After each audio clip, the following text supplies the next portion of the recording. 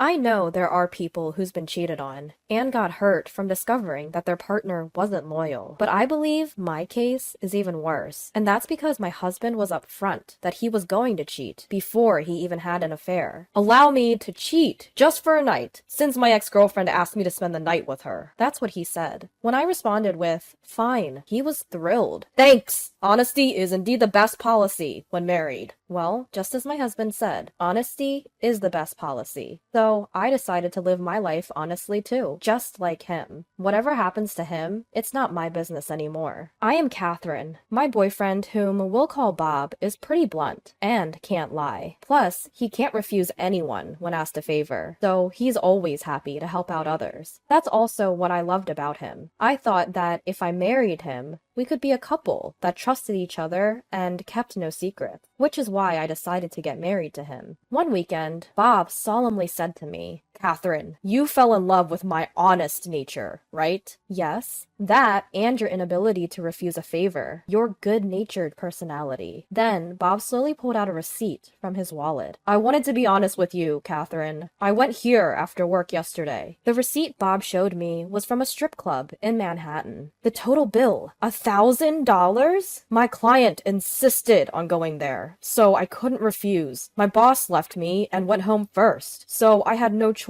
but to pay. This is a business expense, right? That's the problem. My company doesn't encourage going out with clients. Then you should have refused to go with them. Catherine, you know I can't say no if someone asks me, right? Other guys hide stuff like this from their wives, even when things like this happen. But I want to be always honest. Catherine, that's what you want too, right? Well, it's better than finding it out later. Exactly. I knew you'd say that, Catherine. Pleased with my reaction, Bob began to shop frequently and spent lavishly. Every time, he showed me a receipt and report his spending. Catherine, I saw the wallet I had been eyeing at a mall yesterday, so I went ahead and bought it. What, $500? You already have a wallet. Plus, that's of a high-end brand. I was just looking from outside the store window at first, but one of the staff noticed and lured me inside. They really pushed me to buy it, so I did. You can't spend so much, just out of impulse. But you know, I can't refuse when I get offered things. Right, Catherine? And then, the next day. Catherine, this is from yesterday's night out. Huh? Isn't that quite a lot? Actually, I ended up covering for my colleagues. What do you mean? When I invited them out, they said they were broke until their next paycheck. I couldn't just let them starve, could I? But still, we're also waiting for our paycheck, you know? We both work, and you have savings too, right? You know I can't say no when people rely on me. I can't say no when people rely on me. Bob emphasized that over and over, acting as though being honest meant he could do whatever. On another day, he came to me with a troubled expression. Catherine, is it okay if I go out this weekend? Sure. What's up? Actually, my ex-girlfriend called me saying she's going through a tough time and wanted to talk about it. What? Are you going to meet her alone? Yeah. She said it's something personal. Your ex-girlfriend. The one you showed me on social media the other day, right? Her name was Alice? That's right. She was married too, wasn't she? Don't you think it's strange for her to want to meet with someone who's married too? What, do you not trust me? If I had something to hide, I wouldn't be telling you honestly like this, would I? But don't worry. Besides, I already agreed on seeing her. What? Without even asking me? She came to me for help. How could I say no? Do you think I could ever do that? Fine.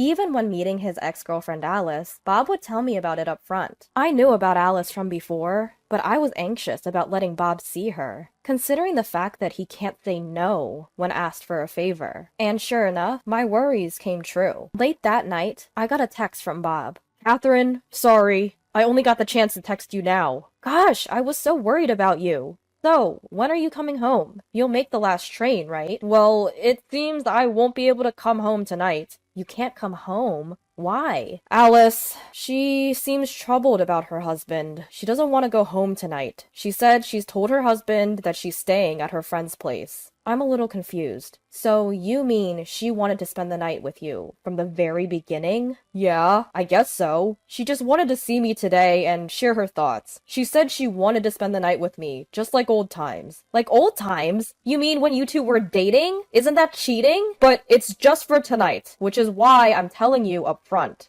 Huh? Whether it's just for a night or not, that's still cheating. But isn't it better than me being sneaky about it? I'm only saying it to you because I am sincere, Catherine. How dare you? She said I was the only one that could help her. When asked like that, I can't say no. You understand that, right? Please, just forgive me this one time. Bob was asking me to accept his cheating. How insensitive of him. As I was at a loss for words, I heard a female voice from the other end of the line that sounded like Alice. Hey Bob, can you end the call already? Catherine, hold on for a bit. Bob hastily said to me, then started talking to Alice. He must have been in such a hurry that he forgot to put himself on mute. I could clearly hear the conversation between Bob and Alice. Bob, can you really convince your wife? Yeah, just give me another second. She knows that I can't turn down people when asked for help, and that's what she loves about me. So as long as I'm upfront about things, she'll let anything slide. She's an idiot. Really? Gosh. She's pretty dumb, huh? Right? Once I get her approval, I can do anything I want. I can meet you as much as I want, as long as I tell her beforehand. I made a wise choice of picking a dumb woman, so I can be open with my affairs. You have to thank me, you know? Bob,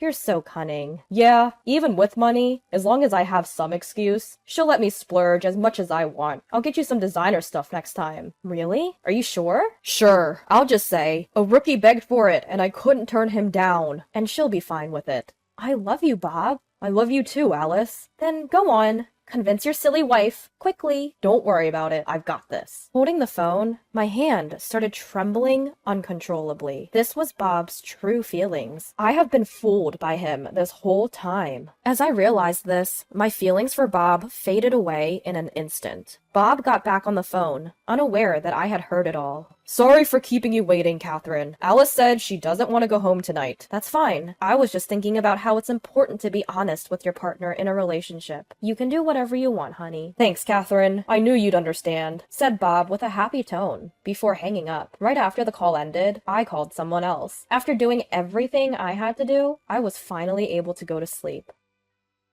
Bob returned home in a good mood. Catherine, I'm back. Welcome back. I see you're in a good mood. Yeah, I was just appreciating how understanding you are. If I'd come home right away, I would have felt guilty towards Alice. But I hate lying to you, Catherine. That's why I think it was right to tell you the truth. It's important to always be honest about these things. Yes, indeed. Bob, will you continue to be honest with me forever? Of course. I could never lie or keep a secret from you, Catherine. I will tell you everything, honestly. No matter what happens. I hope you keep your words, baby. Just as I said that, the doorbell rang. It looks like he's here. At those words, Bob asked, "Who's here?" Without a word, I invited the visitor into our house. A man entered our living room and immediately shouted at Bob upon seeing him. "You're the one Alice is cheating on me with, aren't you?" Huh? What are you talking about? Right after Bob admitted that he was cheating on me, I texted Alice's husband. Your wife is having an affair with my husband. It seemed that Alice's husband had suspected something was off, and so he believed me without a doubt. And so, he requested to speak with my husband once, and I gave him our address. Bob was flustered as he glanced at Alice's husband and me. To him, Alice's husband said, "I heard from your wife that you were with Alice last night. What's going on? Catherine said that?" Bob seemed to finally grasp the situation. He started making excuses to Alice's husband. No. You've got it all wrong. It's a misunderstanding. A misunderstanding. Yes.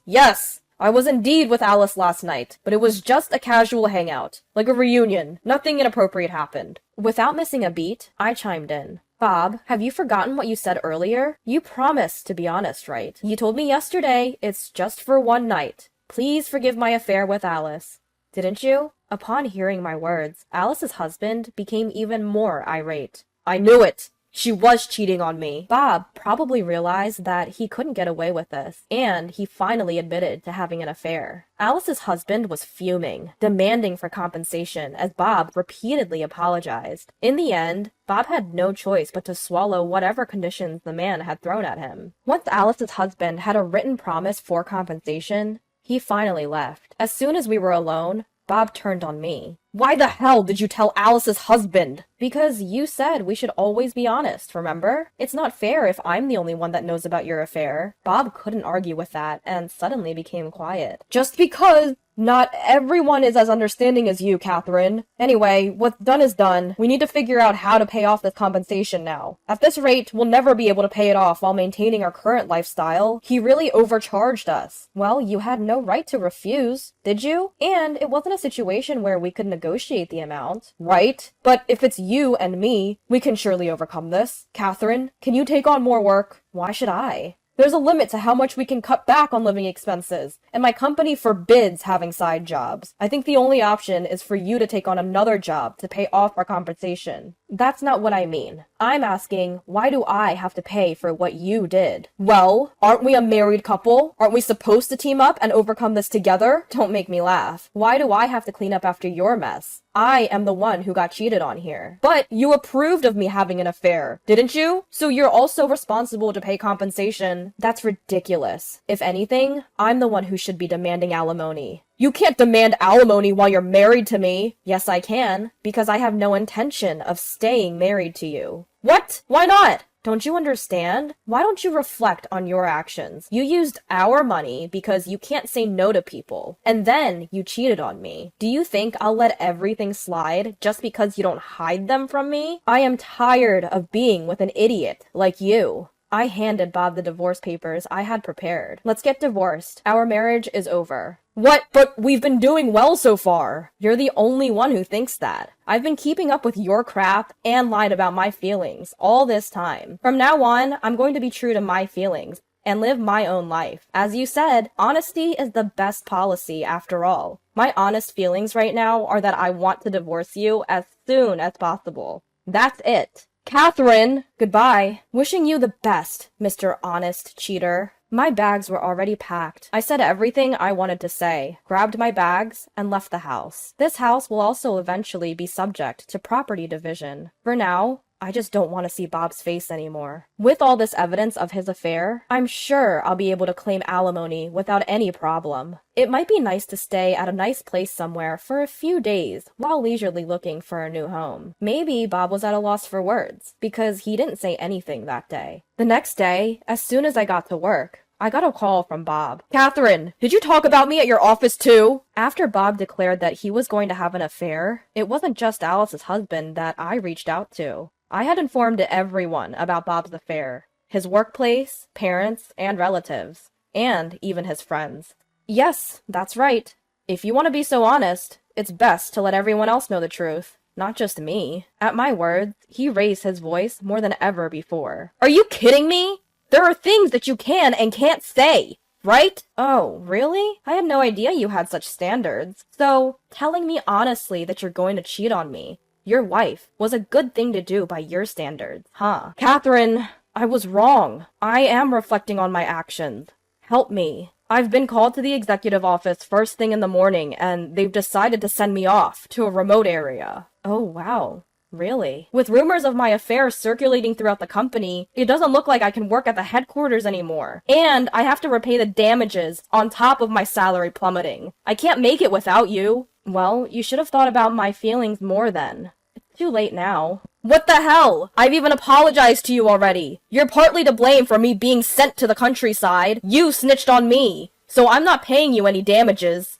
Oh wow. I thought you couldn't turn down people by nature. I am asking you to pay alimony, please. You can't turn me down, can you? It depends on the situation, you know. Well, your foolish double standard got you into this. Basically, you brought your own self down. Unfortunately, I won't withdraw my claim for damages. This is something you're legally obligated to pay. You can't avoid it. Fine. I won't ask you for anything anymore. So, you're going to pay me? We're splitting our savings in half for property settlement, so don't touch my share. I get it. I've done a lot of favors for my friends up to now. If I ask around a bit, I'm sure there'll be plenty who lend me money. I doubt that.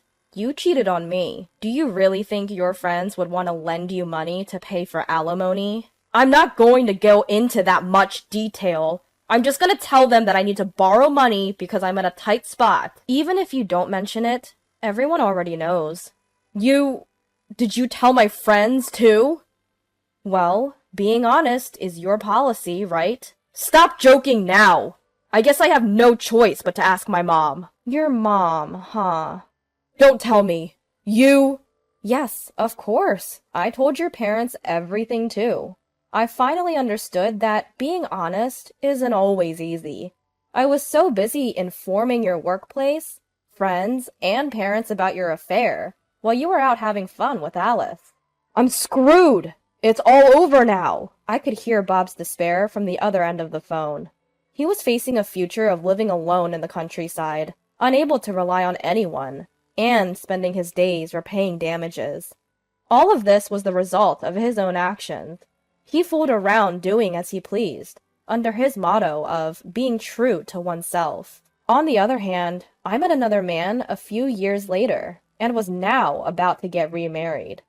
My new partner is a person who isn't afraid of turning people down, and is always considerate of my feelings.